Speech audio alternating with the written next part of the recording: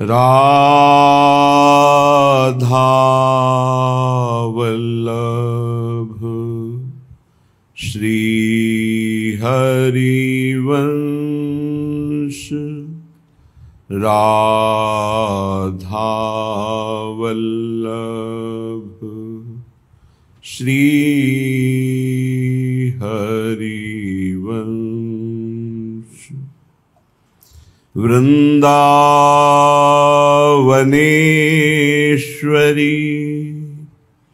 तवैव पदारविन्दम्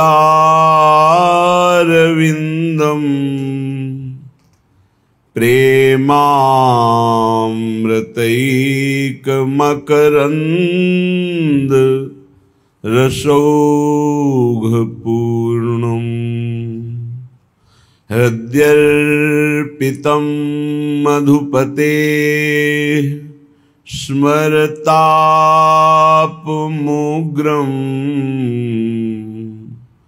निर्वापयत् परम शीतलमाश्रयामि परम शीतल माश्रयामि।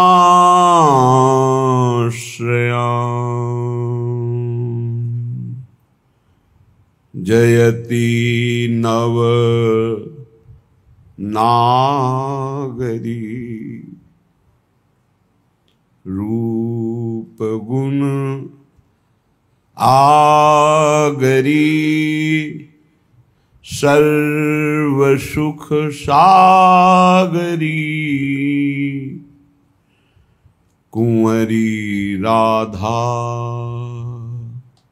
कुंवरी राधा। जयति नवनागरी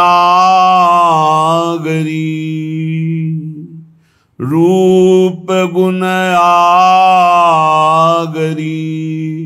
सर्व सुख सागरी कुंवरी राधा। जयति हरिभामिनी श्याम घन दामिनी केलिकल कामिनी छवि अगाधा कुंवरी राधा। जयति मनमोहनी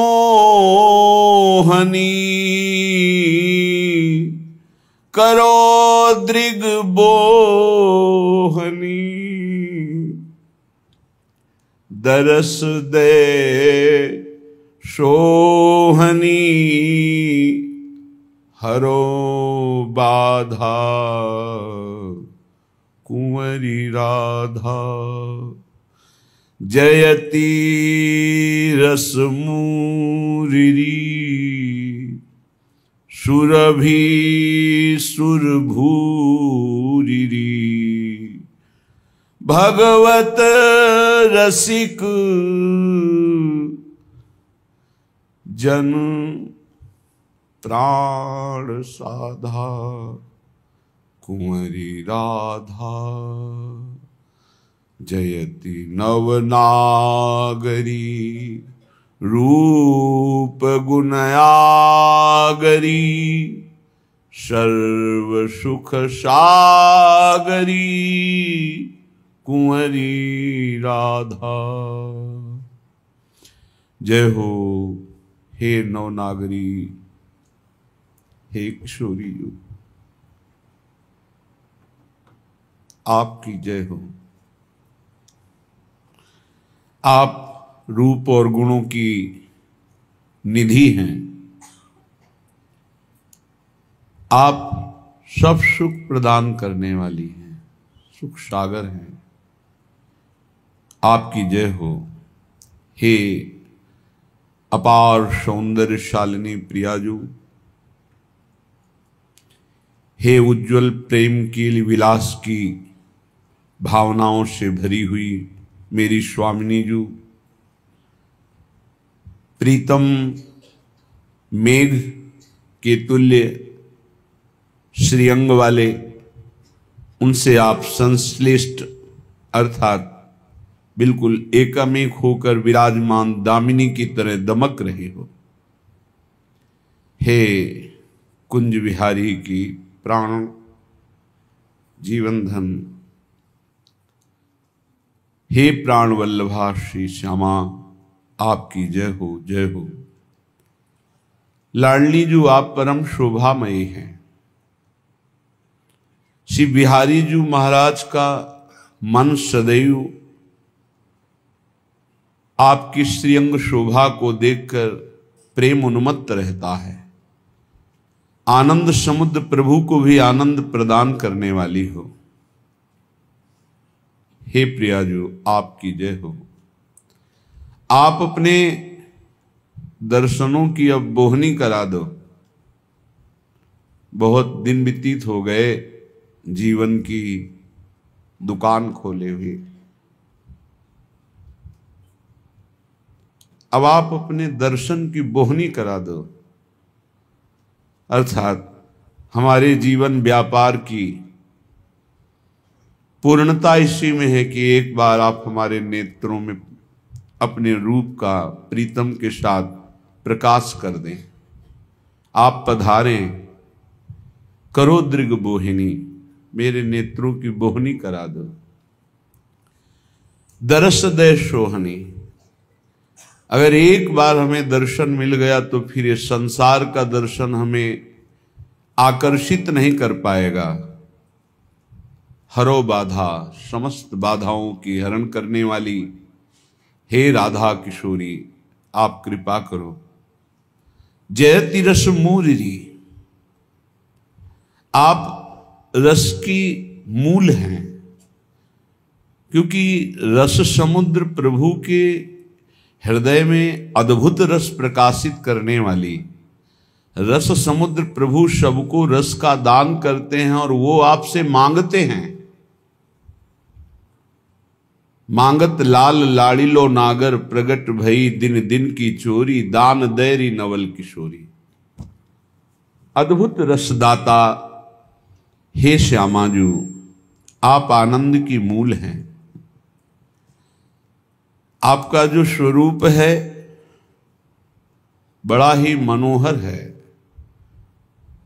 अनिर्वचनीय, वाणी के द्वारा कहा नहीं जा सकता ऐसा रूप है।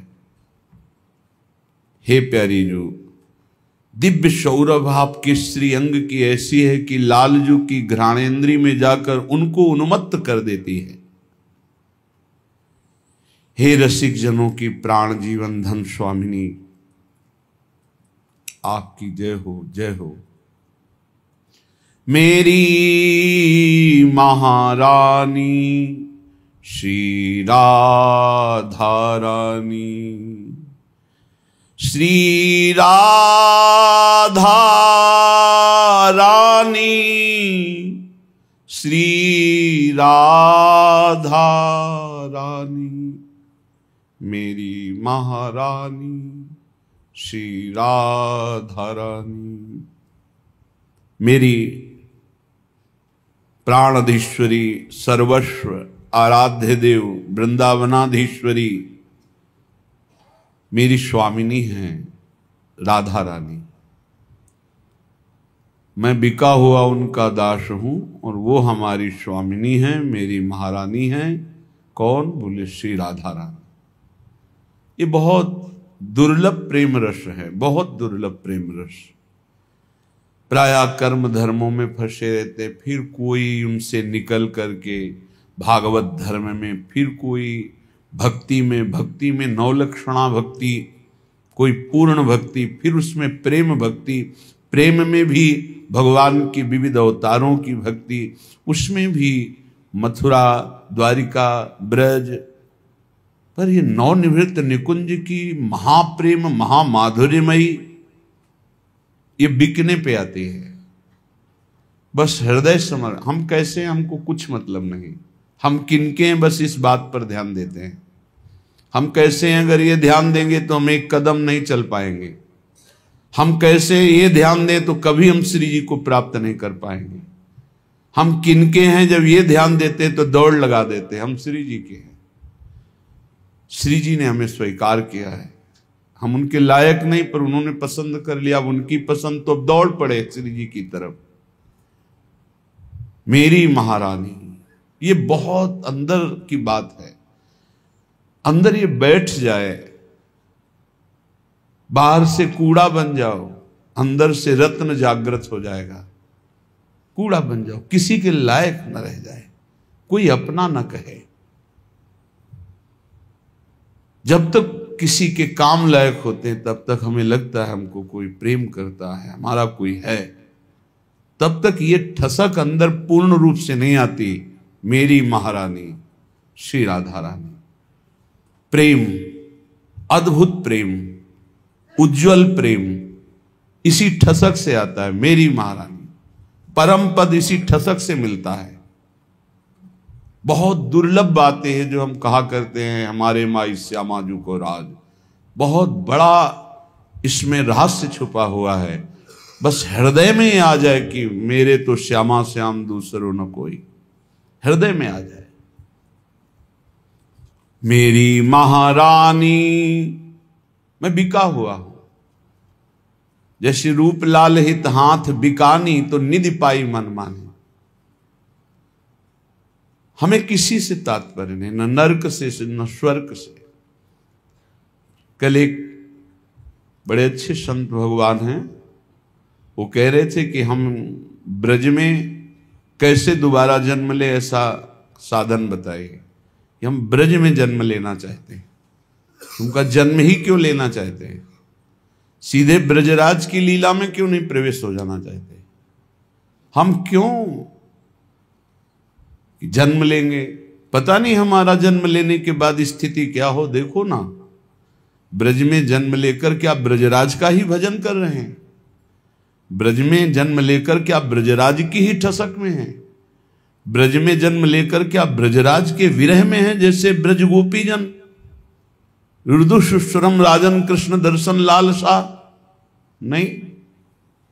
तो हमें ऐसा जन्म भले मिले या ना मिले, अगर जन्म ही देना है तो चाहे नारकी योनियों में जन्म देना, पर आपका विरह हो, आपका प्रेम हो, आपका चिंतन हो, ये खास बात है। जन्म होना ना होना इसका कोई मतलब नहीं, इसका कोई मतलब नहीं। यत्र यत्र मम जन्म कर्म भी नारके परमे पदे थवा, नरक भेजो परम पद भेजो, आपकी मौज मालिक, हम तो बिके हुए आपके हैं। तो आपको क्या चाहिए? हमें चाहिए राधिका रत निकुंज मंडली तत्र तत्र हृदय में विराजताम। जहां जहां भेजोगे वहां वहां आपको परिकर सहित हमारे हृदय में रहना होगा, हृदय में स्फुरित रहना होगा। बस जहां मनावे वहां भेजो, जो मनावे सो बनाओ। हमें प्रभु से तन्मयता चाहिए। हम अगला जन्म लेकर फिर साधना करेंगे ऐसा कोई विश्वास नहीं है। कलिकाल है, प्रतिदिन मलिनता बढ़ती जा रही है। अगले जन्म में पता नहीं कैसी स्थिति हो, यहां भजन का भाव हमारा किस कोटि का बने, हमें ऐसा संग मिले कि ना मिले। इसलिए हम इस जन्म में चूक नहीं करेंगे। हम तो इस जन्म में सीधे आपसे मिलना चाहते हैं, आपसे। आप मिलकर फिर हमारे साथ हो, जहां चलो चलो। यत्र यत्र मम जन्म कर्म भी नारके परमे पदे थवा, नरक परम पद जहां चाहो चलो, आप चलो साथ हमारे, आपके बिना अब हमारा नहीं कोई। मेरी महारानी श्री राधा रानी, भगवत ऋषि जी महाराज कह रहे हैं, जाके बल में सब सो तोरी, लोक वेद कुल कानी, मेरी महारानी श्री राधा रानी। लोक रीति का त्याग कर पाना बहुत कठिन है, फिर उससे भी कठिन है कुल रीति का, वेद रीति का। इन्हीं में प्राय शास्त्रों में वर्णन किया गया है, जैसे बैल को छोटी रस्सी नाथ से बांधकर बड़ी रस्सी से इशारे से चलाया जाता है, ऐसे ही एक वेद भगवान का शासन है, संपूर्ण जीवों को अपने अधीन किए हुए चलाते हैं, लेकिन प्रेम भगवान को अधीन कर लेता है, इसलिए वेदातीत है। प्रेम उसी के हृदय में स्फुरित होता है जो केवल आराध्य देव की चिंतन वृत्ति में उन्मत्त रहता है। तदर्विता अखिलाचारिता तद स्मरणेन परम व्याकुलते, उसके हृदय में प्रेम, जहां प्रेम आया तो वेदान्न प्रसन्नस्ति, वो वेद का भी त्याग कर देता है। कुल रीति लोक रीति की तो बात जाने दो, वेद रीति का ऐसी प्रेम उन्मत्तता न लाज तीन लोकन की, न वेद को कहो करे, न शंख भूत प्रेत की, न देव जच्छते डरे, सुनय न कान और की, दृशय न और इच्छना, आठों पहर इष्टाकार वृत्ति।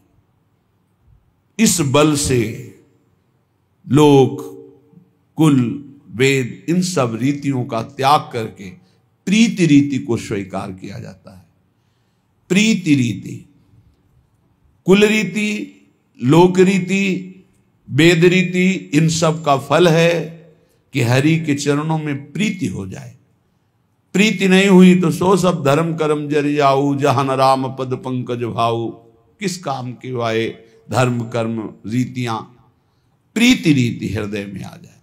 भगवत रसिक जी कहते हमने तो महारानी जी के बल से सब छोड़ दिया, कुल रीति लोक रीति वेद रीति, अब तो महारानी जी राधा राधा, अब तो आप ही, आप चाहो जैसा करो, राधा राधा, अपना जीवन बेच दिया आपको, आपके चरणों सेवा के लिए, आपकी प्रीति के लिए अपने आप को बेच दिया आपको, अब जैसा चाहो पूर्ण स्वतंत्र हो। हैं कौन ये राधा रानी? बोले लाल बिहारी को प्राण जीवन धन, वारी पियत नित पानी, मेरी महारानी श्री राधा रानी। संपूर्ण अनंत ब्रह्मांडों के प्राण जीवन धन श्री बिहारी जो महाराज हैं। इन्हीं से सब कलावतार, अंशावतार, विविध प्रकार के अवतार होते हैं। सब अवतारों के मूल वृंदावन विहारणे नमः। जो वृंदावन में विहार करते सब इनको नमस्कार करते हैं।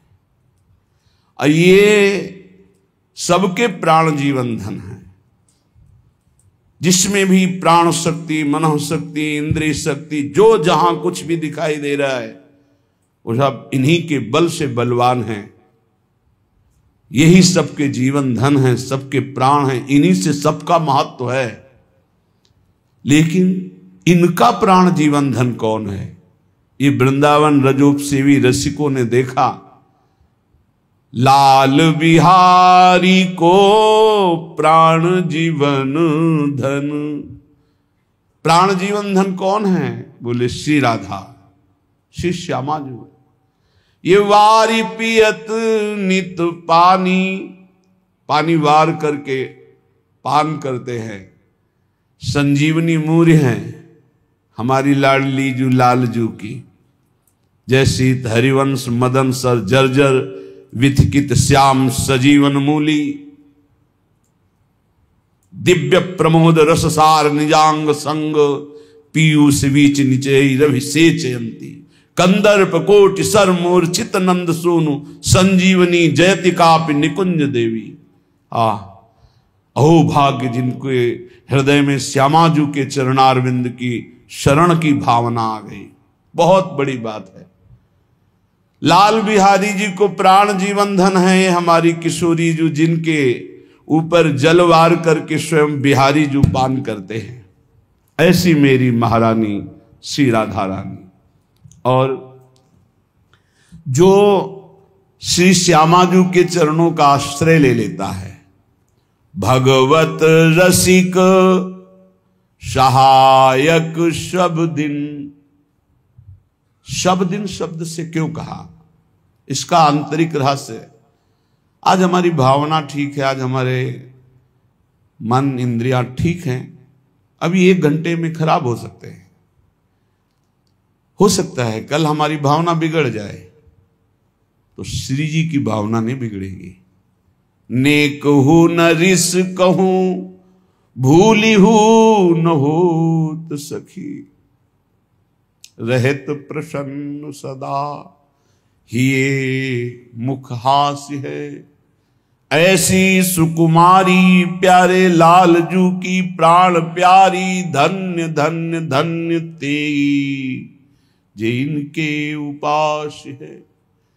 श्री जी कभी गुस्सा नहीं करते, कभी उनको रिश नहीं आता। हमारा भाव बिगड़ सकता है, हम जीव हैं, माया आसक्त है, लेकिन उस समय भी हमारी सहायता हमारी स्वामिनी जू करती है। जब हम बिल्कुल स्वामिनी जू से विमुख होते हैं, विमुख ही थे, सन्मुख तो उन्होंने किया है, पकड़ के घसीटा तो उन्होंने हमें, नहीं तो मोह प्रपंच माया दलदल में ऐसे फंसे थे कि राधा नाम, वृंदावन धाम, प्रिया प्रीतम, ये सब स्वप्न में भी कभी नहीं। जागृत की तो बात जाने दो, स्वप्न में भी इतनी हिम्मत नहीं कि एक बार राधा बोल देते जीवन में। ये तो अहेतु की कृपा है हमारी स्वामिनी देवी। भगवत रसिक सहायक सब दिन, सब दिन शब्द का भाव, सहायक तो है ही, लेकिन सब दिन का भाव है कि आज हमारा भाव बन रहा है, कल बिगड़ सकता है। हम जीव हैं, माया ग्रसित है, आज हम ठीक है, कल गलत हो सकते हैं, लेकिन उस समय भी प्रिया जो नहीं छोड़ती, उस समय भी वो सहायता करती। वचन की शरणागति को इसने कहा है कि श्यामाजू का राज, हम श्यामाजू के, इस बात का निर्वाह करती है, वचन शरणागति का निर्वाह करती है। फिर हृदय से जो शरणागत है, कहना ही क्या है, सहायक सब दिन, और परिणाम सर्वोपरि सुखदानी, सर्वोपरि। वैसे भी जगत में देखा गया है, अगर ज्यादा अपराध बन जाए तो पिता नाराज होकर कहता मैं देखना भी नहीं चाहता ऐसे पुत्र को, हटाओ मेरे सामने से।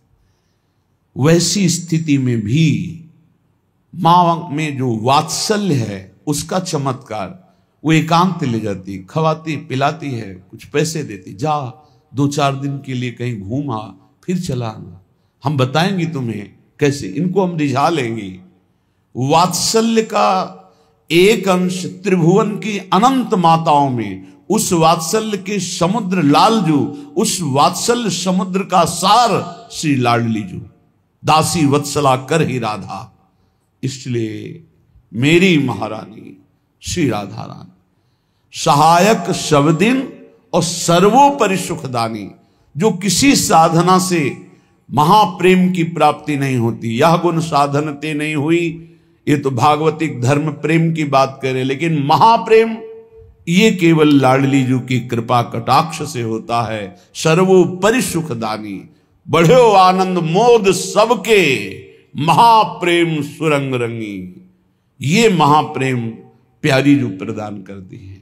पर ये एक बार हृदय में आपको धारण करना पड़ेगा कि मेरी महारानी श्री राधा रानी, हृदय में किसी अन्य का आश्रय नहीं होगा। मैं नीच हूं, अधम हूं, चलेगा, पर अन्य आश्रय नहीं चलेगा। जैसे हूं अपनी स्वामिनी जी का हूं, किसी और के द्वार नहीं पड़ा हूं, किसी और का नहीं हूं। जैसा हूं अपनी स्वामिनी जी का हूं, अपनी महारानी जी का हूं। राधा राधा राधा, पक्का काम बन गया। पक्का वो बात बनेगी जो किसी साधना से नहीं बनती। ये गुरुजनों के प्रताप से, आचार्य चरण के प्रताप से, अपनी स्वामिनी जी का स्वभाव जैसा जैसा अनुभव में वो दे रही, वैसा हम देख करके कह रहे हैं। बहुत करुणा समुद्र हैं, नेक हो नरेश, इस बात पर सदैव ध्यान रखना। और लाडलीजू की ठसक का मतलब है लालजू को अधीन किए रहना। सारी साधनाएं हरि की प्रसन्नता के लिए है। हरि प्रसन्न हो जाए, सब काम बन गया। अगर हरि प्रसन्न ना हुए तो हमारा सब व्यर्थ गई साधना उपासना। जेहि विधि प्रभु प्रसन्न मन होई, हमारा साधन, हमारा आराधन, हमारे आचरण, जेहि विधि प्रभु प्रसन्न मन होई, मेरे प्रभु प्रसन्न हो जाए, हरिजू प्रसन्न हो जाए। मात्र लाडली जू के चरणों का आश्रय लेने मात्र से प्रसन्न नहीं, हरि अधीन हो जाते। यत किंकरी सुबहुसत, जिनकी दासियों की बहुत चाटुकारिता करते हैं, विनय करते हैं भगवान, ये वो पद है राधा दासी पद। केवल श्री जी के चरणों का आश्रय लेने मात्र से हरि प्रसन्न नहीं, अधीन हो जाते हैं, अधीन हो जाते हैं। ये वृंदावन असीम कृपालु जो ये महारस का परिचय प्रदान किया, श्री स्वामी जी के नाम और उनके चरणों का आश्रय प्रदान किया, बलिहारी है कोटि कोटि वृंदावन। वृंदावन के रसिक जनों की, रजरानी की जो ऐसी अद्भुत बात की बात हृदय में प्रकाशित की। श्रीपाद प्रबोधानंद जी महाराज कह रहे हैं, याम याम रूपवतीम नवीन तरुणीम लावण्य लीला कला माधुर्ये मुनि मोहिनी मनुरताम भावोत्सव व्यंजिनीम ताम ताम वीक्ष साथुत करोति परमाम दिव्यामपि स्फूर्तिमान श्री राधा पद किंकरी पद नखो प्रांतोपि यस्यात्मनि। जिसके हृदय में ये गर्व आ गया, हम श्यामाजू के बल अभिमानी, श्यामा श्याम श्यामा श्याम, मैं श्री जी की प्रिय सखी हूं, मैं प्रियाजू की दासी हूं, मैं प्राण प्रिय स्वामी जू की शक्ति, संधिनी शक्ति। अरे छोटी मोटी बात नहीं, राधा चरणारविंद की शरणागति। कह रहे हैं याम याम रूपवतीम नवीन तरुणीम लावण्य लीला कला माधुर्येर मुनि मोहिनी मनुरताम भावोत्सव व्यंजनीम। श्रीपाद कह रहे जितनी जितनी त्रिभुवन में सब नवीन तरुणी रूपवती हैं, जो बड़े बड़े अपने लीला लावण्य से मुनियों के मन को मोहित कर ले, वो श्री किशोरी जी के चरणों की शरण आश्रय लेने वाले को जो भाव देह प्राप्त होता है, सखी स्वरूप, वो ऐसा स्वरूप है भाव देह का, उसका जब प्रकाश होता है ऐसा दिव्य होता है कि त्रिभुवन की जितनी भी सुंदरियां हैं, इसमें जो शब्द लिखा ताम ताम वीक्ष साथुत करोति परमाम दिव्याम अपि स्फूर्तिमान, हे हो जाती है। त्रिभुवन की जितनी सुंदरियां सब हे हो जाती है, ऐसा स्वरूप है।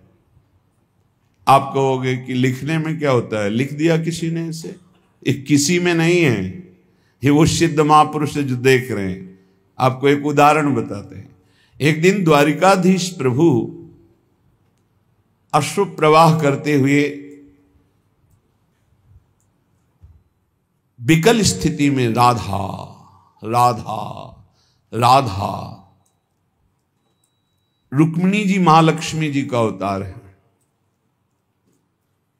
हर समय जैसे पलक पुत्री की ऐसे वो प्रभु को प्यार करती हैं, एक क्षण के लिए भी अलग नहीं रहती। प्रगट में अगर देह स्वरूप से अलग है तो छाती में श्री वांछन चिन्ह के रूप में विराजमान है। लक्ष्मी जी कभी एक क्षण के लिए भी प्रिया है। उन्होंने देखा तो उनका प्रभु आप स्वतंत्र हो, मेरा कोई आप पर शासन नहीं है, पर आपको रोते देखकर मेरा हृदय विकल हो जाता है। मैं क्या करूं, कैसे आपको रिझाऊं कि आपकी ये विरह वृत्ति मुझे सही नहीं जाती। तो उन्होंने कहा ऐसा है ही, श्री लाडली जी का रूप ही ऐसा है, उनका स्वभाव ऐसा है। तो उनका प्रभु दिव्य शक्तियां सब अवतरित हुई आपकी सेवा के लिए, 16,100, और हम 8 महाशक्तियां हैं, कोई साधारण नहीं। जैसे जाम्बवती जी हैं, ये त्रिपुर सुंदरी भगवती अम्बा का स्वरूप है। भूमि का अवतार सत्यभामा जी, मां लक्ष्मी का अवतार रुक्मिणी, ऐसे सब हम 8 महाशक्तियां हैं और 16,100 दिव्य शक्तियां आपकी सेवा में उपस्थित। इसलिए 16,108 ये कोई नारियां नहीं है, कोई साधारण स्त्रियां नहीं है, ये भगवान की अनंत शक्तियों में से ये दिव्य महत शक्तियां जो भगवान की सेवा में है। क्या प्रभु इनमें से कोई ऐसा नहीं है जो राधा विरह की पूर्ति कर सके? भगवान ने कहा कोई ऐसा नहीं। प्रभु मैं एक बार देखना चाहती हूं कैसी हैं श्री राधा कि हम सब सर्वांग सुंदरी दिव्य शक्तियां आपके विरह का शमन नहीं कर सकती। प्रभु मैं एक बार दर्शन पाना चाहती हूं। उन्होंने कहा कि कभी ऐसा श्री जी चाहें, दर्शन देना चाहें, संयोग बनावे तो हो सकता है। हम तो केवल कह सकते हैं कभी ऐसा अवसर आया तो दर्शन कराएंगे। ब्रज लीला के अंतर्गत निकुंज लीला में तो वृंदावन परित्यज्य पादमेकम न गच्छते, प्रिया प्रीतम एक कदम भी वृंदावन से बाहर नहीं जाते। लेकिन ब्रज लीला में ऐसा आया कि सूर्य ग्रहण पड़ा, उस समय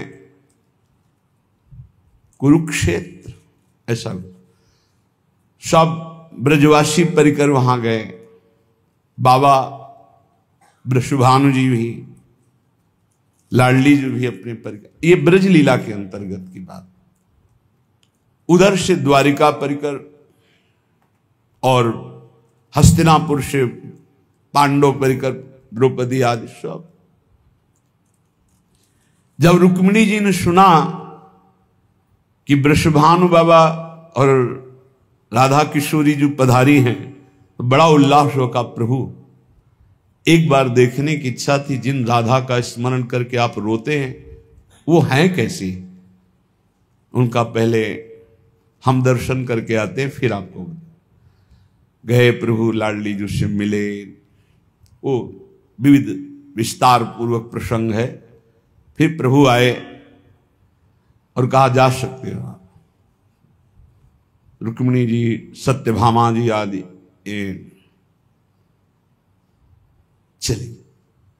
प्रथम द्वार पर गई तो लक्ष्मी कोटि विलक्ष लक्षण रसल लीला किशोरी सतई राराध्यम ब्रजमंडले मधुरम राधाभिधानम परम। श्री जी की दासी जो करोड़ लक्ष्मियों को मूर्छित कर दे। याम याम रूपवतीम नवीन तरुणीम लावण्य लीला कला माधुर्य मुनि मोहिनी मनोरतम भावोत्सव व्यंजनीम। बड़े बड़े मुनियों को मोहित कर ले ऐसी सुंदरियां त्रिभुवन में हैं। वो ताम ताम वीक्ष सा थुत करोती, जिनकी सुंदरता के आगे थुत करोती, वो अक्षरशः सत्य। जीव ही देखा प्रधान द्वार पर ये राधा किशोरी है, सब महालक्ष्मी स्वरूपा श्री रुक्मिणी जी, सत्यभामा जी सब। उनका स्वामी जो अंदर है तो उनको लगा ये दासी है उनकी। उनकी दासी इतनी सुंदरी, लक्ष्मी कोटि विलक्ष लक्षण रसल लीला किशोर। कैसे कोई वर्णन करे स्वामी जी के प्रतिबिंब स्वरूप सब दासी। अंदर गई तो ठसक में खड़ी है। उन्होंने समझा ये तो राधा किशोरी ही है। प्रणाम मुद्रा में उनका स्वामी जी अंदर। 7 देवड़ी में ऐसे उनको आश्चर्य हुआ। जब अंदर गए तो ऐसा तेजो में पीता ऋणक्षय अनंत तडिल लता भाम कि ये दिव्य शक्तियां देख ही नहीं पाए श्री जी को, क्योंकि ये अंश ही है श्री किशोरी जी और ये अंश हैं। जब तक अंशी न चाहे तब तक अंश उनको देख नहीं सकता। जैसे हम अंश हैं, हमारे अंशी श्री हरि हैं, है सर्वत्र पर हम नहीं देख पा रहे। और वो कृपा करें, हम आराधना करें, हम पर कृपा करें तो कण कण में वही विराजमान है, कोई अंतर नहीं पड़ेगा। श्री ललिता विशाखादि सहचरियों ने स्वामी जी का चरणामृत उतार कर जब छिड़का, क्यों? चरणामृत में क्या है? सत्प्रेम सिंधु मकरंद रसौग धारा। बिना प्रेम दृष्टि के लाडली जी को ये दिव्य शक्तियां नहीं देख सकती। तो श्री जी के श्री चरणों से प्रेम स्रवित होता रहता है। सत्प्रेम सिंधु मकरंद रसौग धारा, उस प्रेम को जे ही तो दृष्टि वो सब रोने लगे, सबके अश्रु चल रहे। फिर जब लौट के आए तो यही कहा कि प्रीतम आप कैसे जीते, कितने कठोर हृदय के हैं कि आप जीते हैं, किशोरी जी से बिलग होकर जीते, चूंकि अवतार लीला का विषय ऐसी। प्रभु ने कहा उत्तर मिल गया ना, आप कहती थी कि आप क्यों रोते हैं। जैसे उद्धव जी, मैं जाऊंगा ज्ञान समझाऊंगा, जब यहां आए तब सोच रहे हैं यहां से जाते हो कि कितने वज्र हृदय के हैं कि वो इन प्रेमी जनों से बिलग होकर जी रहे हैं। ऐसे प्रेम समुद्र का वितरण करने वाली स्वामिनी जी के चरण दासियों का वैभव है। श्री राधा पद किंकरी पद नखो प्रांतोपि यस्यात्मनो, श्री किशोरी जी की चरण दासियों की नख कांति प्रकाशित हो जाए तो महाआनंद प्रकट हो जाए। वृंदारण्याधीश्वरी पाद पद्म ज्योति सिंधोराद्य रत्तेक वृत्ते, व्यक्तम लीलारूप कैशोर काद्य तद्दासी नाम वृंदमीक्षेति दिव्यम। श्री वृंदावनाधीश्वरी श्री किशोरी जी के चरण कमलों का आश्रय जिसने लिया तो प्रेम ज्योति उसके हृदय में प्रकाशित ही हो जाए। कल्याण तो राधा बोल दिए ना, तुम चिंता मत करो, पक्का समझो। जैसे गरीब किसान को हीरा मिले तो वो कांच ही समझता है कि कहां मेरे भाग्य हीरा मिल सकता है, ऐसे ही राधा नाम आप सुनते हो ना तो आपको ऐसे ही लगता है कि अरे ये वो बात है। एक बार राधा नाम कान में पड़ गया, एक बार जबान से ले लिया तो एक नाम त्रैलोक हितारे, त्रिभुवन में कहीं भी हो राधा नाम सुनने वाला, राधा नाम जापक। परिणाम बताने नहीं आओगे कि हमारा क्या परिणाम हुआ, पर जो सिद्ध महापुरुष बता रहे हैं उनके और अपनी छाती की बात के अनुसार कल्याण तो यहां बहुत छोटी सी बात है। यहां सोहनी की अग्रभाग की टक्कर से मुक्तियों को ऐसे झाड़ दिया जाता है, ये कोई प्रवचन नहीं है। ये प्यारे जू के महल की ठसक की बात सुन रहे हो। वृंदारण्याधीश्वरी पाद पद्म ज्योति सिंधोराद्य रत्तेक वृत्ते, एक वृत्ति केवल ये जागृत हो जाए तुम्हारे हृदय में अत्यंत सौभाग्य से कि हमारी लाडली जो, हमारी प्यारी जो, हमारी महारानी जो, वो इतना महान पावन हो जाएगा कि त्रिभुवन को दर्शन देकर कृतार्थ करने की सामर्थ्य उसमें आ जाएगी। एक वृत्ति केवल ये आ जाए कि श्री लाडली जो हमारी, श्री प्यारी जो हमारी, ये बहुत बड़ी बात है। लालजू सर्वे सर्वा हैं, लेकिन लालजू के भी सर्वे सर्वा सर्वेश्वरी रासेश्वरी है। ये अंतर की बात समझो। जहां थोड़ा प्रेम आ गया किसी भगत के अंदर तो महाराज उसके चरण दाबने में भी हिचकते नहीं है। तो लालजू के हृदय के प्रेम समुद्र का सार रूप हमारी महारानी जू के चरणों का जिसने आश्रय ले लिया, कितना कृपालु लालजू हो जाएंगे। द्रुत कनक सुगौरी मंगवल्ली दधानाम नव तरुणी मल्लीला कांतिपूरैरपाराम विपुल जघन खेलत वेणीमाश्चर्य रोचिर नव कनक महेंद्र प्रेक्ष वक्षोज लक्ष्मी। बहुत करुणामय स्वरूप हमारी स्वामिनी जी का है। अगर भाव में जरा भी झलक जाए तो चिल्ला चिल्ला कर रो, ऐसा आनंद का तूफान उठता है। ऐसे नेत्र हैं प्यारी जी के कि वाणी की सामर्थ्य नहीं, कहा कहो एक जीव री सखी, बात की बात।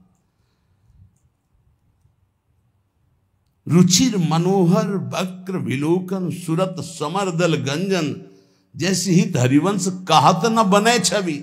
इत सजनी जो देख रही, अरे देख क्या रही, अंजन जो लगाती उन्हीं आंखों में, वो कह रही रुचिर मनोहर वक्र विलोकन सुरत समरदल गंजन, जैसे ही हरिवंश कहत न बने छवि। सुख समुद्र मन रंजन, ऐसे खंजन मीन मृगज मद मेटत, कहा कहो नैनन की बातें।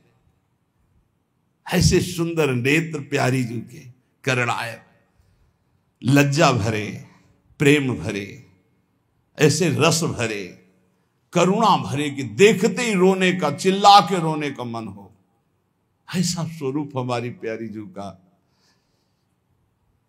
द्रुत कनक सुगौरी मंगवल्लीम दधानाम नव तरुणी मलीलिया कांति पूरैर पाराम। ऐसी स्वर्णवत सुंदर गौरांगी प्रियाजू, नव किशोर स्वरूप, विशाल वेणी, मानो सुमेरु की शोभा को भी मात कर रहे। सुमेरु कंचन वर्ण और 7 कुंभ तनु गोरी और अनंत सहचरियां घिरे हुए। और लाल जो महाराज एकटक रूप रस का पान करे, तो मुख चंद चकोरिए नैना। ऐसी स्वामिनी जो जहां विराजमान है, श्रीपाद कह रहे हैं अब मुझे वृंदावन का जो आश्रय मिल गया, वास मिल गया, तो श्री जी मिल जाएगी, इसमें कोई संशय नहीं। वागवाणा प्रपतंतु मर्मसु सतम पाद प्रहारा शिरो देशे संतु सतम सतम ध्रुमनाहारा सतम संतुआ स्मारम स्मारमथापि जीवन धनम तद गौर नीलम हो द्वंद्वम सांद्र शाब्द मूर्ति मुदितो वत्स्यामि वृंदावने।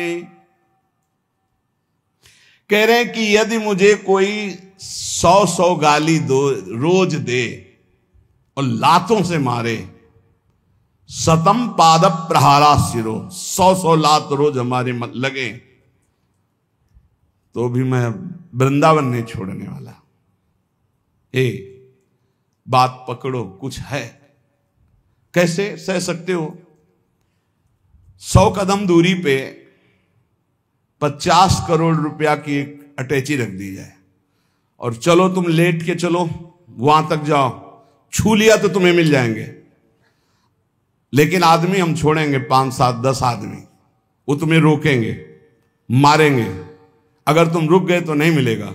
तो वो आदमी चाहे 100 ने 500 लात उसकी खोपड़ी में मारे, वो 50 करोड़ वाली अटैची तक पहुंचने की हर कोशिश करेगा। वो गाली नहीं देखेगा, वो लात नहीं देखेगा, कोई भी। और श्री जी को प्राप्त करने के लिए हम चले हैं और हमें कोई गाली दे, हमें कोई मारे, कोई हमें तिरस्कार करे और हम इतने पे रुक जाएंगे। वो नासवान 50 करोड़ के लिए प्राण देने के लिए तैयार हो जाएगा। तो कहे द्वंद्वम सांद्र शाब्द मूर्ति मुदितो, दुख पूर्वक लई मुदितो स्मारम स्मार मथापि जीवन धनम तद गौर नीलम हो। जीवन धन गौर श्याम की प्राप्ति के लिए उनका स्मरण करते हुए 100 लात खा करके भी हम किसी को कुछ नहीं कहेंगे, अपनी श्री जी की प्राप्ति के लिए चलेंगे। वागवाणा प्रपतंतु मर्मसु शतम पाद प्रहारासिरो। ये है प्राप्ति करने की इच्छा का नाम। ये है। आपसे बहुत हृदय से बात कर रहा हूं। जब आप भगवत प्राप्ति के लिए कमर कसेंगे तो माया तुम्हें रौंदेगी, रौंदेगी पक्का। वो या तो इतनी अनुकूलता दे देगी कि आप प्रमाद में भूल जाओ, और या हर कदम में प्रतिकूलता दे देगी कि चलना मुश्किल हो जाएगा। अब क्या करूं? उस स्थिति में भी चाहे सर्वस्व नाश हो जाए, मैं श्री जी को नहीं छोड़ सकता। मैं भगवत प्राप्ति की किसी भी तरह से, अब इसमें गुंजाइश नहीं, मैं और साझा नहीं कर सकता। सिर्फ भगवत प्राप्ति, जीवन भगवत प्राप्ति के लिए हर कष्ट सहूंगा, पर श्री जी को नहीं छोड़ सकता। बस हो गया।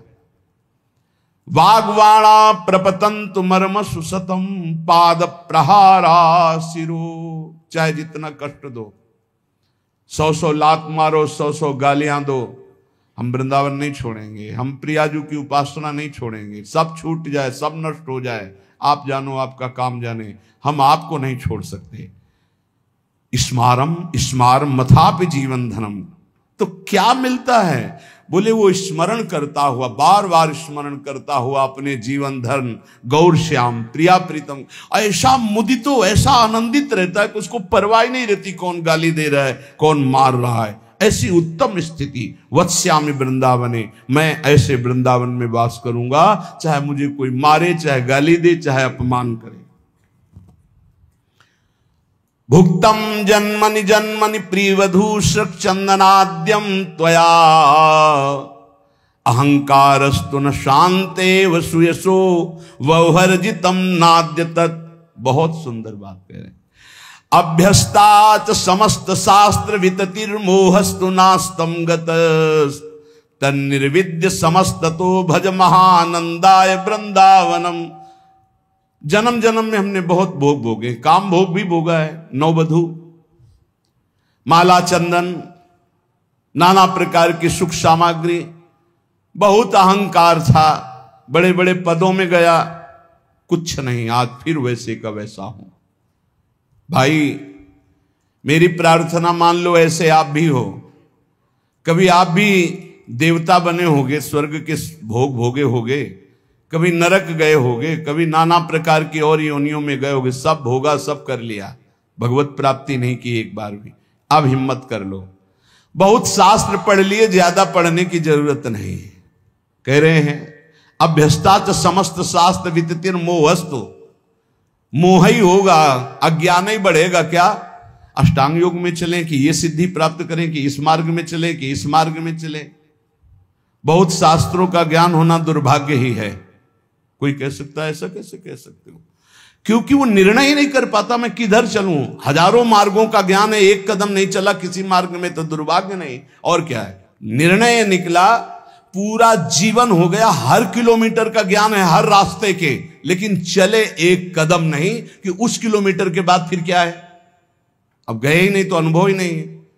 ऐसा शास्त्र ज्ञान किस काम? आपको भारत के हर मार्ग का ज्ञान है, किलोमीटरों का, लेकिन आपने यात्रा किसी भी पावन तीर्थ की नहीं की, तो बैठे बैठे इस ज्ञान से क्या आप परम पवित्र हो जाएंगे क्या? आपने कभी अवगाहन नहीं किया किसी तीर्थ का, किसी धर्म क्षेत्र का, किसी पुरियों का, धामों का, और आपको सब ज्ञान है। वो ज्ञान किस काम का? हलवा की पूरी प्रक्रिया बनाने के आप एक सांस में बता जाओगे, लेकिन कभी बना के पाया? बोले नहीं, तो फिर मतलब क्या रहा? ये शास्त्र ज्ञान तभी सार्थक है जब भगवत साक्षात्कार करो। तो श्रीपाद कह रहे हैं अहंकारस्तु न शांत, ये अहंकार तुम्हारा शांत नहीं होगा। अभ्यस्ता च समस्त शास्त्र विततिर मोहस्तु नास्तम गत, मोह तुम्हारा नहीं जाएगा चाहे जितने शास्त्र पढ़ लो। तो बोले क्या करें, आप उपाय बताओ। तो बोले हम उपाय आपको बता रहे हैं। महा आनंदाय वृंदावनम भज, भज माने होता सेवा, सेवन कर वृंदावन का, वृंदावन का आश्रय ले, वृंदावन धाम आ जा, रसिकों का संग कर, प्रियालाल के अनन्य हो जा, ज्यादा जानने की जरूरत नहीं।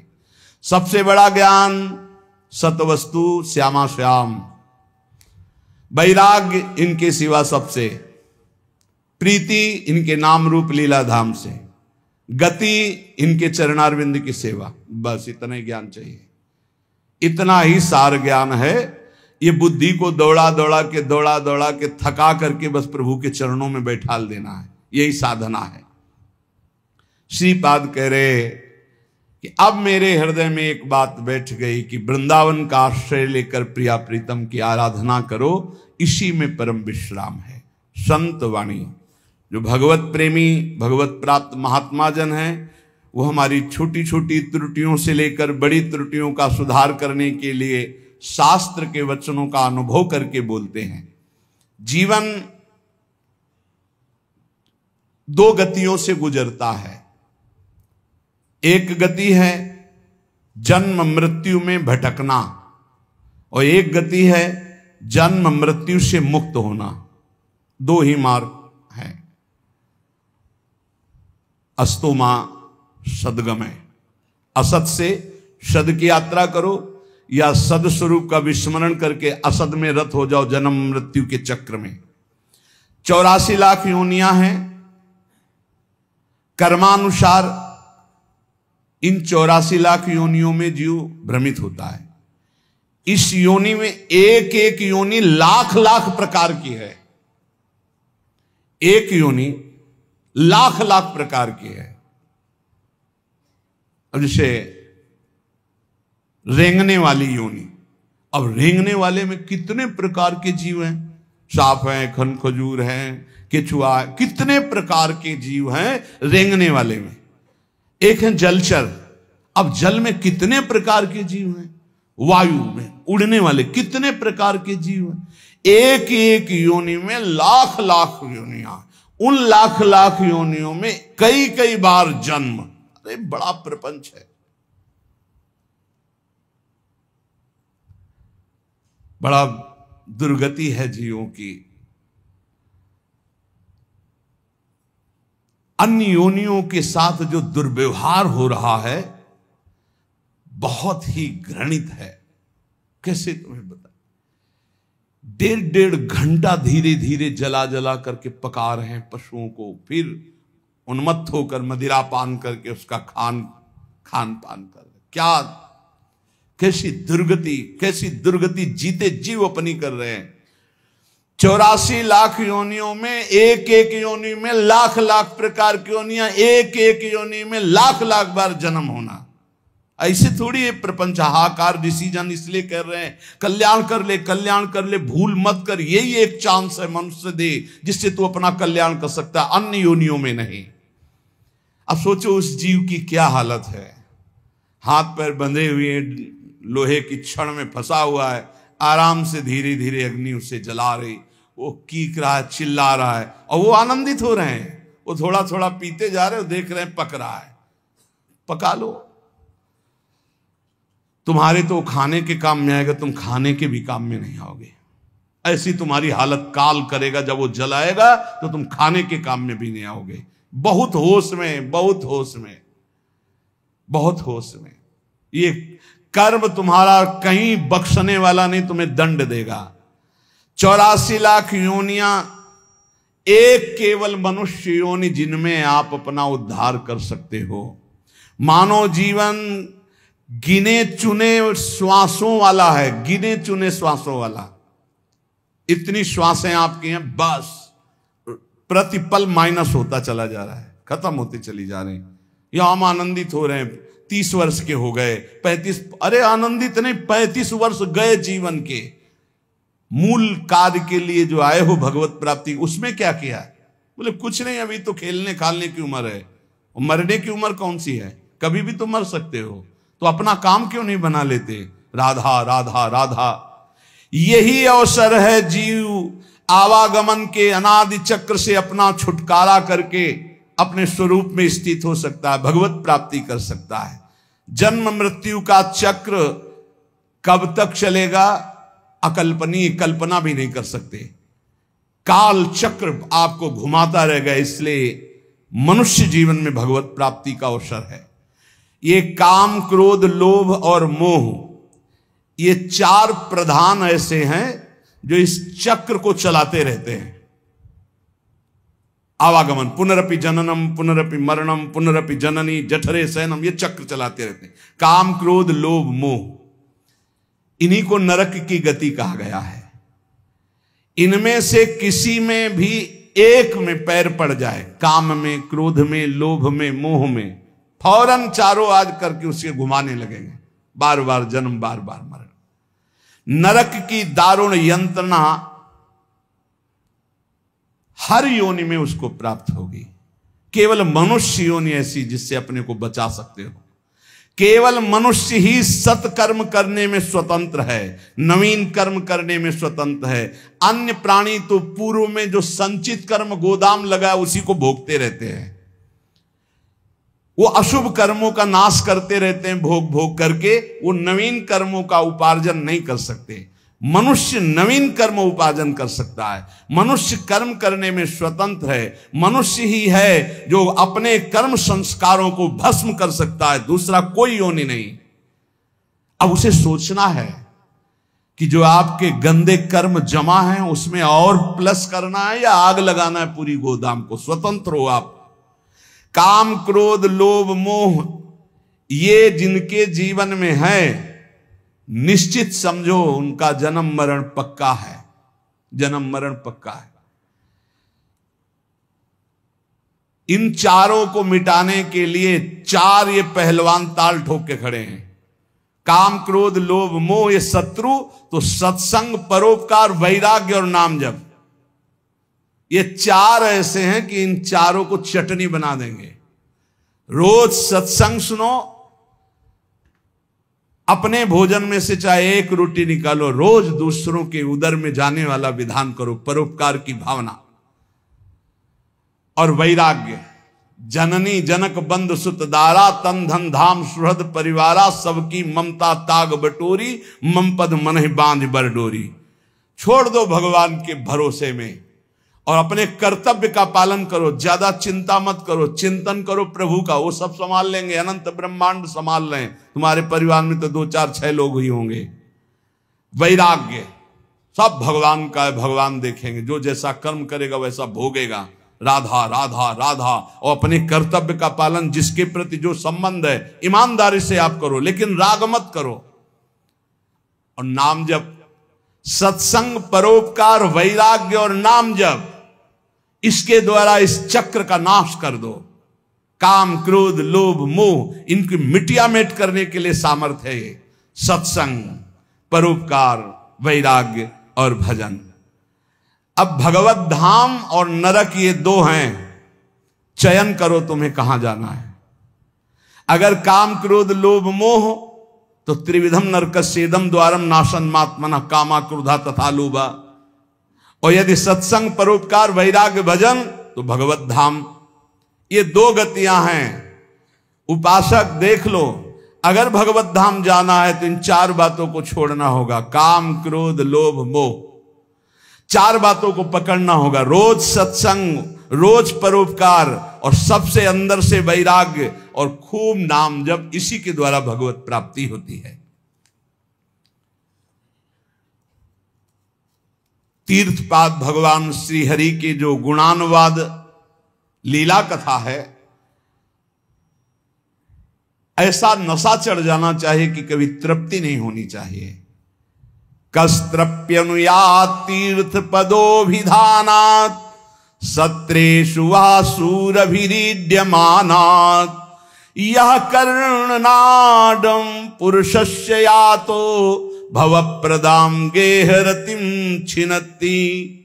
जो भगवान की चर्चा को कानों से सुनता रहता है तो उसके हृदय का मोह मल नाश हो जाता है, वो वैरागी हो जाता है। वैरागी का केवल भेष से मतलब नहीं, अंदर से है। जैसे चक्रवर्ती सम्राट अम्बरीश जी वैरागी हैं।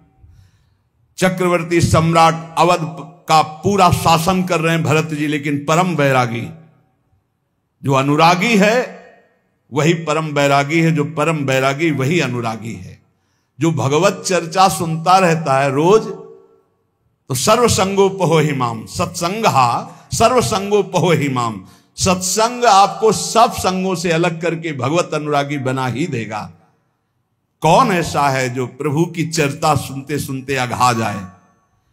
नारद आदि महात्मागण, बड़े बड़े साधुजन जिनका सदैव यश गान करते रहते हैं, अहोभाग्य है उन मनुष्य शरीरधारियों का जो अपने कर्ण रंध्रों से भगवत चर्चा सुनते रहते हैं। उनका संसार चक्र में डालने वाला ये विकार, घर गृहस्थी की आसक्ति, ये उसे अब अगला जन्म नहीं करने देगी। घर गृहस्थी की आसक्ति, ये काम क्रोध लोभ मोह आदि, उसको अगला जन्म नहीं दे सकते जिनके कानों में रोज भगवत चर्चा पड़ती है और वो भगवत चर्चा सुनते हुए कभी अघाते नहीं। शास्त्रदधानश्च विवर्धमाना विरक्ति मन्यत्र करोति पुंसः हरे पदानुस्मृतिर्निवृत्तस्य समस्त दुःखात्यमा सुधत्ते। जब कथा सुनते सुनते कथा में स्वाद आने लगे, एक एक शब्द बहुत गंभीर आनंददायक लगने लगे, तब समझ लेना चाहिए कि अब हमारे कल्याण का अवसर आ गया। भगवान की बातें बहुत प्रिय लगने लगे, भगवत चर्चा एक आनंद देने लगे। समस्त विषयों से वैराग्य उसी का होता है जो रोज सत्संग सुनता है। पर सत्संग सुनना, समझ लीजिए, कल श्रोता का वर्णन हुआ था, चातक की तरह सुनना।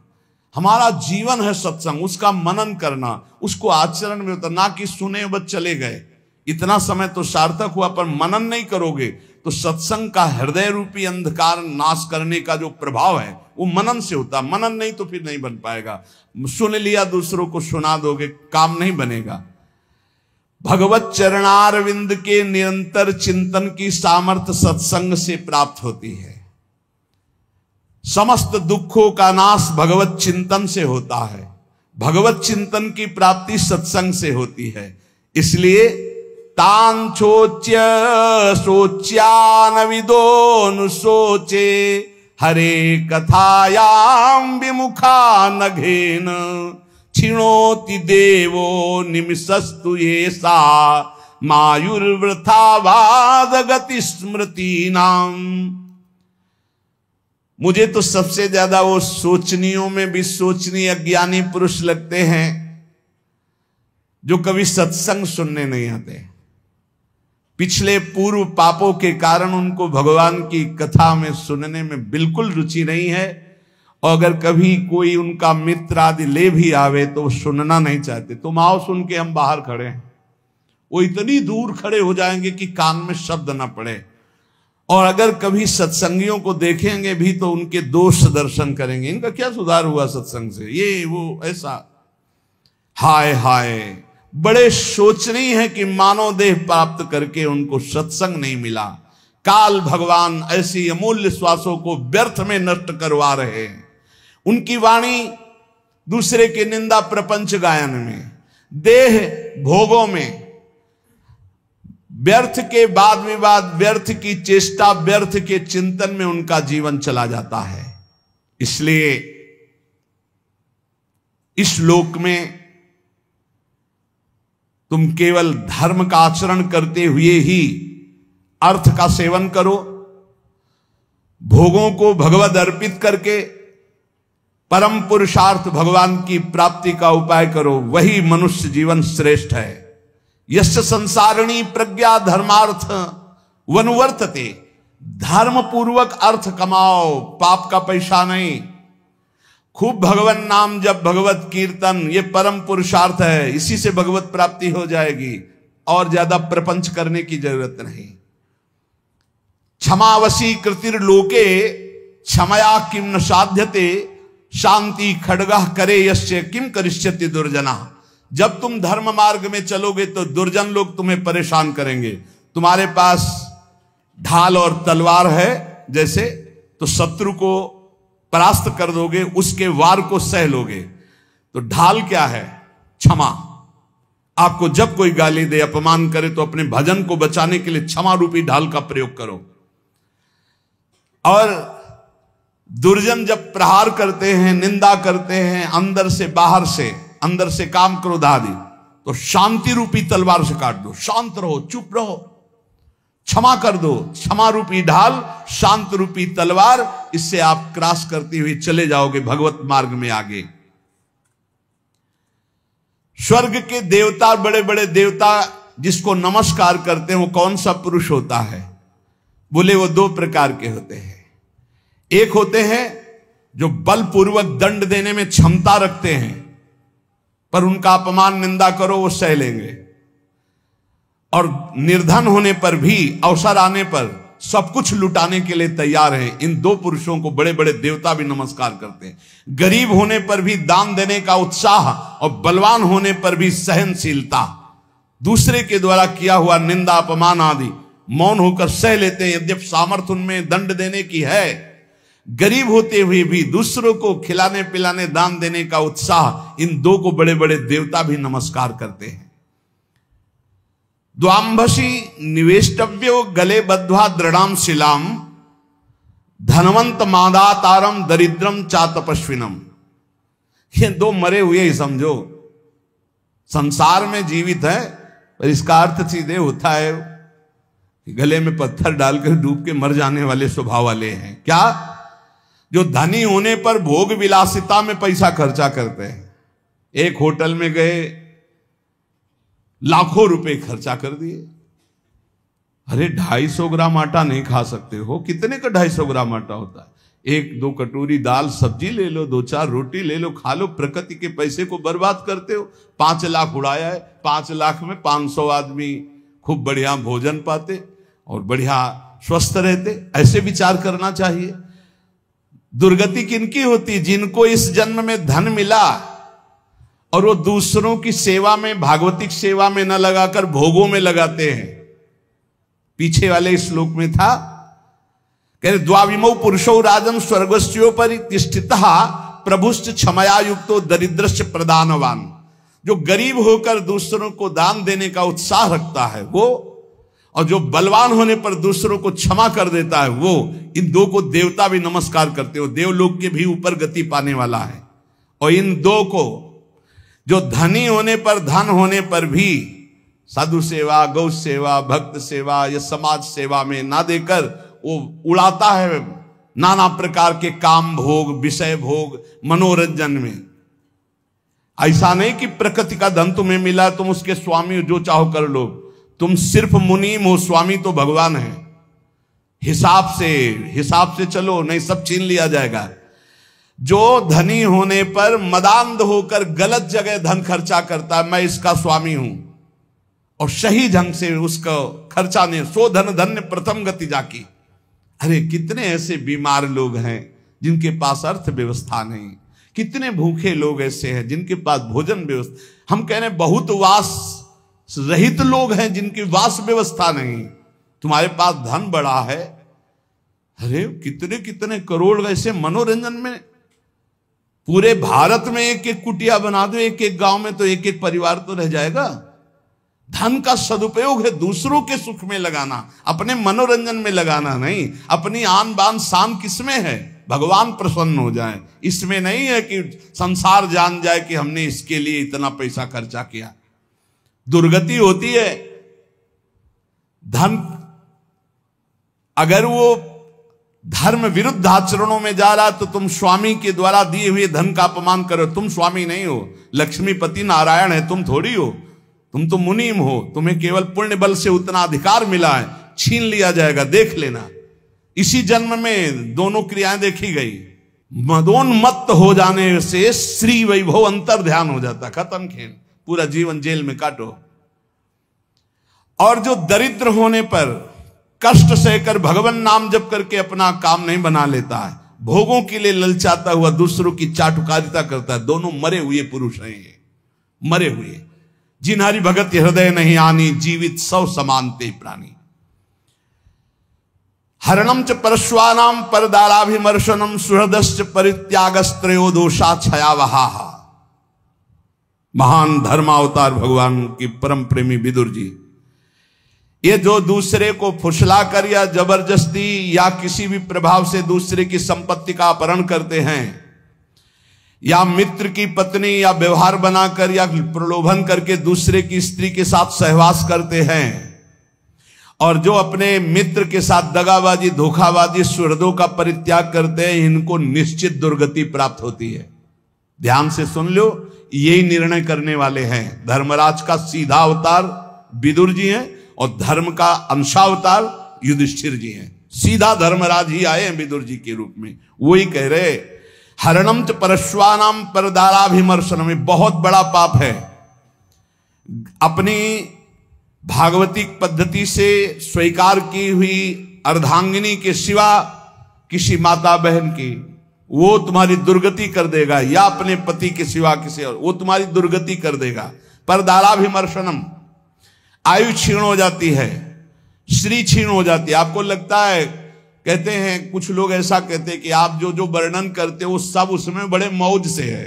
तुमको बताया है आखिरी इच्छा पूर्ति की जाती मरने वाले की। इनकी आखिरी इच्छा है तुम अजर अमर तो हो नहीं तो देख लेना इनकी क्या गति होगी। भैया 2-4 बार डकैती से सफल हो गया तो लाखों रुपया उड़ा रहा, तुम कह रहे हो बड़े मौज में, और जिस दिन पकड़ा जाएगा ना और फिर जब दंड उसको मिलेगा तब आप देखने नहीं जाओगे कि उसको क्या क्या दंड मिलता है। ऐसे ही जब यमपुरी में जीव जाता है यहां से कर्म करके, तो शास्त्रों में पढ़ो, तुम्हें शास्त्रों तक पहुंच नहीं और विश्वास नहीं तो तुम मानते नहीं हो कि नरक है। जो दूसरे का धन अपहरण करता है, दूसरे की स्त्री का संसर्ग करता है, मित्र बना करके, व्यवहार बना करके पराई स्त्री के साथ सहवास करता है या पराय पुरुष से सहवास करता है, जो अपने सुहृद मित्र को धोखा देता है, परित्याग करता है, ये सब नरक जाने वाले पाप हैं। भक्तम च भजमानम च तवास्मीति च वादिनम त्रिनेतात शरणम प्राप्तान विस्मेपि न संत्यजे। जो तुम्हारा भक्त हो, तुम्हारी सेवा में रहा हो और एक बार हृदय से कह दिया कि मैं आपकी शरण में हूं, ऐसे 3 प्रकार के मनुष्यों के संकट आने पर पूर्ण रूप से सहयोग करना चाहिए। गृहस्थ में अपने कुटुंब में जो सबसे बूढ़ा हो उसको सबसे पहले भोजन देना चाहिए, धर्म का आदेश है। यहां बहू और लड़का कॉफी और समोसा और चाय छान रहे हैं और बूढ़े टुकुर टुकुर हेर रहे हैं। अगर कुछ कहें भी तो डांट देंगे, तुम्हें घर में तो रहना है, बना लेना चाहे पी लेना, हमें ऑफिस जाना है। और ज्यादा बात किए तो 2-4 थप्पड़ मार दिए मां के, पिता के। कुटुंब में सबसे पहले भोजन का अधिकार किनको है? गरम गरम भोजन बना के पहले वयोवृद्ध, फिर दूसरा अधिकार बच्चे, फिर तीसरा अधिकार अपने जो आए हुए जन हैं, जो घर के जन हैं। बनाने वाला सबसे बात के, ये नहीं कि बनाने वाला पहले चक्क छान के फिर जो मनाया सो परोस दिया। ये वो रसोई में कभी कमी नहीं हो सकती जो ऐसी रसोई होगी। एक अन्नपूर्णा जी का कृपा प्रसाद होता है उस रसोई में कभी भोजन पाया ना जाए, रसोई कभी जूठी ना हो, बाहरी कोई रसोई देख ना पावे, रसोई पर्दे में रहे और पवाते रहो। आप देखो अन्नपूर्णा कैसे आप पर कृपा करती है। लेकिन यहां तो ऐसे दलित दुराए की हद है। वो उतार के रखा, धुआं निकला, मुंह में डाल के खा रहे हैं, वहीं खा रहे हैं, परोसा। ना भगवान से मतलब, ना भगत से मतलब है, ना बूढ़ों से मतलब है, ना। ऐसी दलिद्रता छाई हुई है रसेंद्री जनेन्द्री की, पूछो मत। ध्यान से सुने, इसीलिए महापुरुषों के वचन सुना रहे। आज से जो सुन रहे हैं, भोजन में सबसे पहला अधिकार रसोई में वयोवृद्ध का है। हम कह रहे ठाकुर जी को भोग लगा दिखा के उनको पवाओ, पहले बच्चों को पवाओ, जो और अपने जन उनको। रसोई करता वो सबसे बात के, जो घर का स्वामी बनने का अधिकार रखते हैं उनको सबसे बात के पाना चाहिए, पहले सबको पवा देना। मुखिया मुख सो चाहिए, खान पान सो एक भी ऐसा कोई भोजन का पदार्थ ना हो जो किसी को ना दिया गया हो। छुपाव नहीं होना चाहिए। रसोई में जो बने सबको, पंगत में जो परोसा जाए सबको, नहीं परोसा ही ना जाए। ध्यान रखना, नहीं इससे अपराध लगता है। 20 को कुछ और, 30 को कुछ और, 50 को कुछ और, ऐसा एक। मुखिया मुख सो चाहिए, खान पान सो एक। घर में जो चीज बनाओ वो सबको बराबर दो। ऐसा नहीं होना चाहिए कि आप अपने लिए कुछ अलग, उनके लिए कुछ अलग। जब अपनी मोह वृत्ति होती है, सत्संग का ज्ञान नहीं होता तो अलग अलग होता है, बहुत विचित्र होता है, बड़ा अपराध बनता है। दूसरा, अपने संबंध में जो संकट में पड़ा हो तो बिना बुलाए अपने आप जाकर उसका सहयोग करना चाहिए। तीसरा, यदि अपनी बहन संतानहीन हो, व्यवस्था ना हो और वो अपने पास रहना चाहे तो आदर के साथ पूरे जीवन उसको रखना चाहिए। भगवान धर्म स्वरूप विदुर जी कह रहे, अगर गृहस्थी में रहकर ये 4 आचरण संभाल ले जो अभी बोले गए और नाम जप करे तो भगवान की प्राप्ति निश्चित है। बड़े बूढ़ों को भोजन में सबसे पहला अधिकार है। बड़े बूढ़े भगवान साक्षात, मातृ देवो भव, पितृ देवो भव। यदि तुम्हारा कोई संबंधी कष्ट में है तो बिना बुलाए जाओ, उसका सहयोग करो। और यदि तुम्हारी बहन संतानहीन, धनहीन है, परिवार में उसको नहीं रखा जा रहा, आप आदर पूर्वक जीवन भर रखो, इससे भगवान प्रसन्न हो जाएंगे। षट दोषा पुरुषेणे हातव्या भूतिमिच्छता निंद्रा तंद्रा भयम क्रोधम आलस्यम दीर्घ सूत्रता। ये 6 दोष जिसमें होते हैं उसे भगवत सिद्धि प्राप्त नहीं होती। परमार्थ की उन्नति चाहने वाले, भगवान को प्राप्त करने वाले को ये 6 दोष त्याग देना चाहिए। महात्मा विदुर जी कहते हैं क्या? पहले निद्रा त्यागने का मतलब उचित निद्रा, 4 घंटे 5 घंटे। इसके बाद 6 घंटे उसके आगे जुड़ता है जो बहुत मेहनत करता है। 7 घंटे उसके आगे जुड़ता है। जो गृहस्थी में है, थोड़ा भी परमार्थ में अगर अभी चलना शुरू किया है, इसके आगे जो सोते हैं वो भगवान जाने। और कलयुग की रीत ऐसी हो गई, वो कह रहा था कि हम सबको नरक पहुंचाएंगे। सूर्य उदय होते समय जो सैया में पड़ा सोया होता है, उसकी बुद्धि, उसकी स्त्री, कीर्ति, आयु, ये सब नष्ट होता है। और प्रायः इस समय हमें लगता है कि 100 में 30 जगते होंगे और 70 सोते होंगे सूर्य भगवान के उदय होने, या और प्लस हो सकता है, और प्लस हो सकता है। 4 बजे जग जाए वो तो बहुत बड़ी बात है। हम कह रहे हैं 5 बजे, हम कह रहे हैं ऐसे जग जाओ कि सूर्य भगवान उदय हो रहे हैं, आप जल्दी से नहा धो के 2 चुल्लू अर्घ तो दे दो। भुवन भास्कर पधारे, अर्घ देने की तो बात जाने तो 11 बजे दिन तक सोते हैं। हमें लगता है इनकी जिंदगी क्या है जो 11 बजे दिन तक सोते। 11 बजे तो विश्राम का समय दूसरा आ जाता है। 1 बजे रात के जगे तो 11 बजे तो थोड़ा विश्राम का समय आ जाता है। ये 11 बजे तक जगते होंगे तो राजभोग कब पाते होंगे?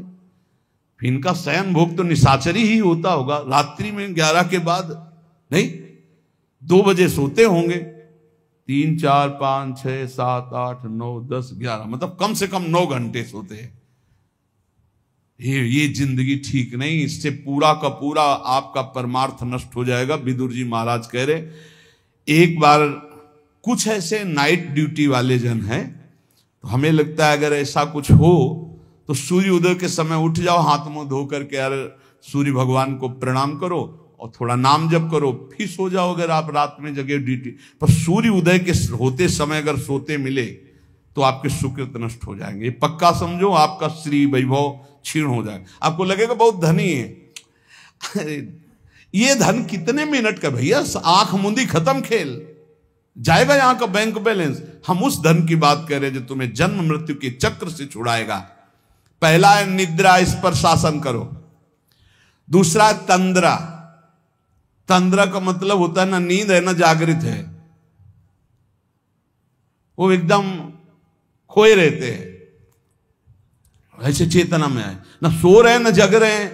सोने का मतलब था, सोने में एक अलार्म बजता रहता, वो पता चल रहा है कि सो रहा है। और एक तंद्रा होती कि उसमें अलार्म नहीं बजेगा, वो चल रहा, वो तंद्रा। और तीसरा भय। किसी ने हमसे पूछा कि आपको भय है? मुझे लगता है आपको कभी कोई भय नहीं, क्योंकि आपका सत्संग सुनते हैं। हम कहा एक भय है, एक भय हर समय बना रहता है कि लाखों की श्रद्धा है, हे भगवान कभी हमारे द्वारा मन वचन कर्म से ऐसा कोई कार्य न बन जाए जिससे किसी की श्रद्धा नष्ट हो जाए, उसका भगवत मार्ग रुक जाए। बस एक बात का भय रहता है, हमारे द्वारा कहीं कोई ऐसी वचन न निकल जाए किसी को पीड़ा पहुंचे, हमारे द्वारा कोई ऐसा कर्म न बन जाए जिससे किसी की श्रद्धा नष्ट हो जाए।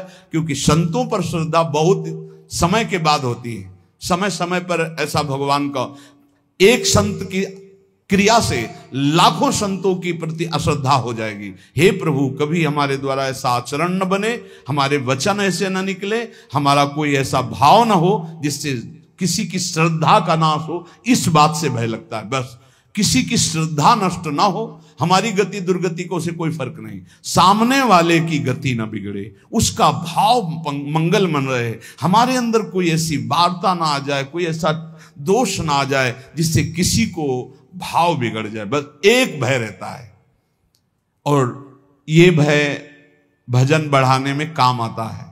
यही डर ही डरपि हरिवंश हित, जिनो भ्रमय गुण सलिल पर, जी नामन मंगल लोक त्यों सुहरिपद भज न विलंब कर। इस डर से डरते रहना चाहिए कि कहीं हमें माया की त्रिगुणात्मिका वृत्ति फिसला न दे। इसलिए हर समय जिनका नाम तीनों लोकों का मंगल करने वाला है, उन हरि का जप करते रहना चाहिए, राधा राधा हरि हरि।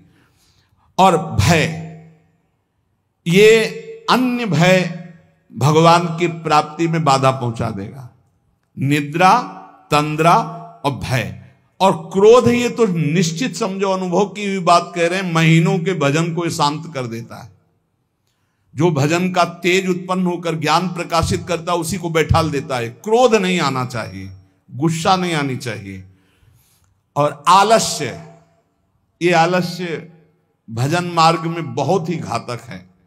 अरे कल कर लेंगे, 11 माला तो कहा है, आज 5 कर लिया है, कल 11 और 6 कर लेंगे, और कल ही आलस्य दिखाएगा, परसों कल, धीरे धीरे खत्म नियम।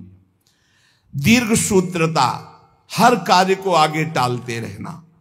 निद्रा, तंद्रा, भय, क्रोध, आलस्य, दीर्घ सूत्रता, ये 6 दोष भगवत प्राप्ति नहीं होने देते, इसलिए इनका त्याग करें। जो अपने सुख में प्रसन्न नहीं होता, दूसरे के दुख में हर्षित नहीं होता, जो दान देने के बाद कभी किसी से बोलता भी नहीं है कि मैंने इतना अमुक को दिया, बिल्कुल शांत, कोई जानता ही नहीं कि दिया, वह भगवत मार्ग में आगे बढ़ता चला जाएगा। चाहे जैसा सम्मान, प्रियता, सुख, अनुकूलता, बिल्कुल गंभीर। दूसरे का दुख देखकर दुखी होना, ना कि हर्षित होना। और अपना जो दान है वो कोई जान न पावे कि हमने दिया है। ऐसे 3 प्रधान आचरण ये हैं जो भगवत मार्ग में आगे बढ़ाते हैं। एक भक्त थे, एक दिन वो कह रहे थे कि हमारे हृदय में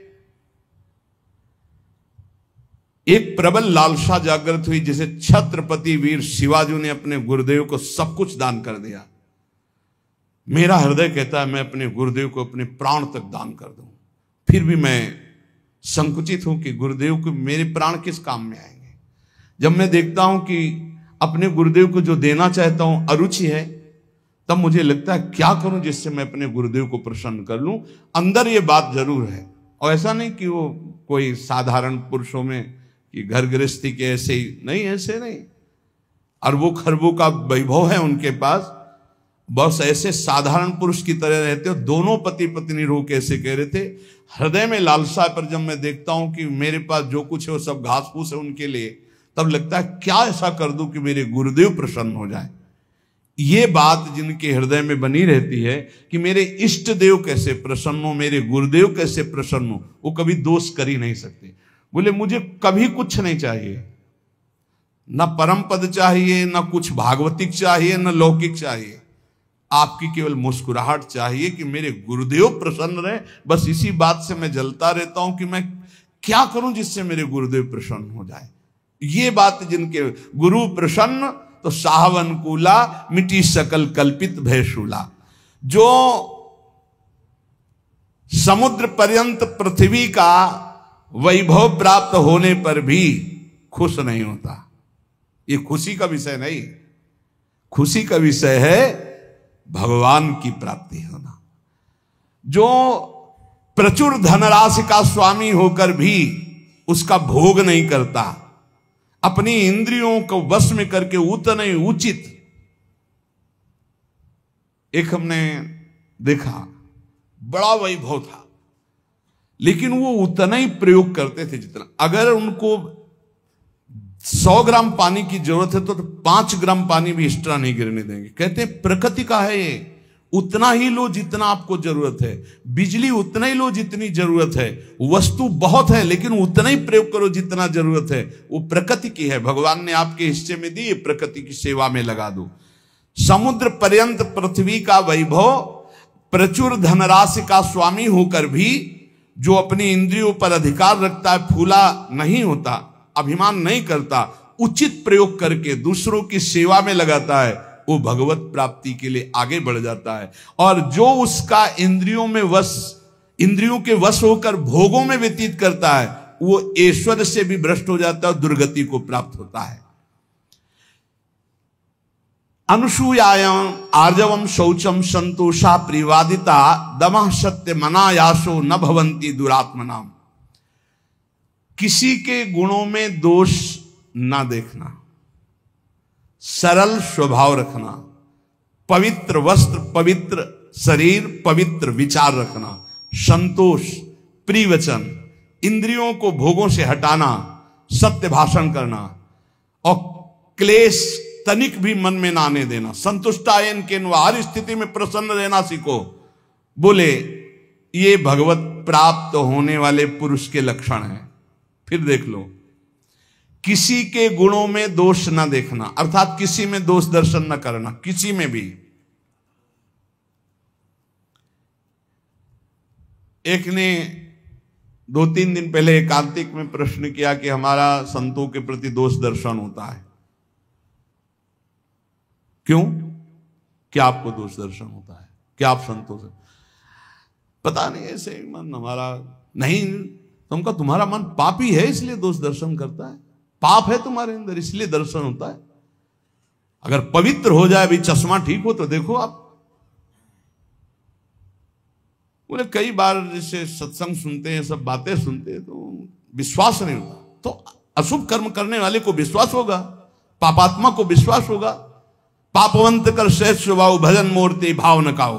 अशुद्ध आचरण करोगे, दूसरों पर दोषारोपण करोगे। अभी अपना चश्मा ठीक कर देख, भगवान के सिवा कोई नहीं है, सच्चिदानंद प्रभु के। बोले मन मेरे वश में नहीं। हम कहा नहीं, उसको डांटिए। बोले भी नहीं है वश में। तो हम कहा आप अपनी बेटी की तरफ गंदी दृष्टि से देख सकते हो? बोले नहीं। उनका बहन की तरफ? बोले नहीं। तो गुरु की तरफ कैसे देख सकते हो? केवल बकवास। ऐसा तुम्हारा मन है? अगर ऐसा मन है कि जो तो फिर ऐसा भी कर सकता है, नहीं तो फिर ऐसा कैसे कर सकता है? शासन में एक तरफ छूट दे दो, एक तरफ उसको नहीं, ऐसा नहीं। मन पर शासन बुद्धि का हो और बुद्धि पर शासन शास्त्र और सदगुरुदेव का हो, तब चलता है। किसी के भी गुणों में तुम्हें दोष देखने का अधिकार नहीं। तुम अपने दोष देखो। बुरा जो देखकर मैं चला, बुरा ने मिलिया कोई, जो दिल खोजूं आपनो तो हम सब बिरानो हो। पक्की बात है, ईमानदारी से। अगर बुराई देखने चलो तो अपने हृदय रूपी महल में घुस के देखो तो अभी पता चल जाएगा। अनसूया, किसी के गुणों में दोष देखना है सबसे बड़ा छिद्रान्वेषण, सबसे बड़ा भगजन मार्ग में बाधक भाव है। कभी इसको अंदर मत आने देना। आ जाए तो तत्काल प्रभु से प्रार्थना करना। सरल स्वभाव रखो, पवित्र वस्त्र रखो, पवित्र शरीर रखो, पवित्र विचार रखो, संतोष भाव रखो, प्रिय वचन बोलो, इंद्रियों को खुला मत छोड़ो, सत्य भाषण, क्लेश सहो, जितने भी दुख आवे आनंद पूर्वक सहो। तो बोले ऐसे लक्षण भगवत प्राप्त महापुरुषों में। अब वो भगवत प्राप्ति करने वाला है या भगवत प्राप्त होने ही जा रहा है, जिसके अंदर ये लक्षण आ जाते हैं और भजन परायण रहता है। हिंसाम बलम साधु नाम राज्ञाम दंड विवर्ध बलम शुशुषातु बलम स्त्रीणाम क्षमा गुणवताम बलम। दुष्ट पुरुष कटुक वचन और मारपीट करके अपना बल दिखाता है, लेकिन जो साधु पुरुष होता है वो मुस्कुराकर सहकर अपने बल का दर्शन कराता है। बलवान कौन? जो दूसरों के द्वारा कटु वचन विपरीत व्यवहार करने पर भी मुस्कुरा के चला जाता है, वही गुणवान है, वही बलवान है, वही क्षमावान है। इसलिए हे राजन, मैं मधुर शब्दों में कह रहा हूं कि यदि तुम्हें भगवत प्राप्ति करनी है तो ये निद्रा, तंद्रा, भय, क्रोध, आलस्य, दीर्घ सूत्रता, इनको त्यागो। गुणों में दोष मत देखो किसी के, सरल रहो, पवित्र भाव रखो, संतोष, प्रिय वचन बोलो, इंद्रियों का दमन करो, सत्य भाषण बोलो, और जितना भी क्लेश दुख आवे चुपचाप सह जाओ, नाम जप करो, भगवत प्राप्ति हो जाएगी। इन महान पुरुषों के वचनों का बार बार मनन करो और अपने आचरण में उतारो। कभी तुम्हारा कोई पुण्य दान आदि बन जाए तो ये तुम्हारा अहंकार अंदर से उठेगा कि उसका वर्णन करूं, मत करना, वो तुम्हारे बहुत काम आएगा आगे चल करके। कभी किसी को पानी पिला दिया हो, कभी किसी को भोजन पवा दिया हो, कभी कोई दान पुण्य कर दिया हो, मौन रहना, पूछने पर भी मत बताना। कोई पूछे वृंदावन गए थे, कुछ तो खवाया पिया होगा संतों को, मत बोलो अरे हमारे को खाने को नहीं, हम दूसरे को क्या खवा देंगे, हम ही को भगवान पवा रहे हैं। ऐसे अपने पुण्य को छुपाओ। और अगर कोई संत महापुरुषों का समागम मिले तो भगवत प्राप्ति के योग्य जो वचन निकल रहे उनको ऐसे पकड़ो जैसे कोई गरीब आदमी संपत्ति को पकड़ता है, और उन वचनों का बार बार मनन करो। तो जैसे पात्र को मांजा जाता है तो निर्मल हो जाता है, ऐसे जब हम सत्संग के वचन चिंतन करते हैं तो हमारा मन, हमारा बुद्धि, हमारा चित्त, हमारा अहंकार ये निर्मल होने लगता है। निर्मल अहंकार भगवत स्वरूप है। इसलिए खूब नाम जप करो, सत्संग का मनन करो और इसी जन्म में हम भगवत प्राप्ति करें, ऐसा निश्चय करो। शेष चर्चा आगे। श्री राधा वल्लभ लाल की।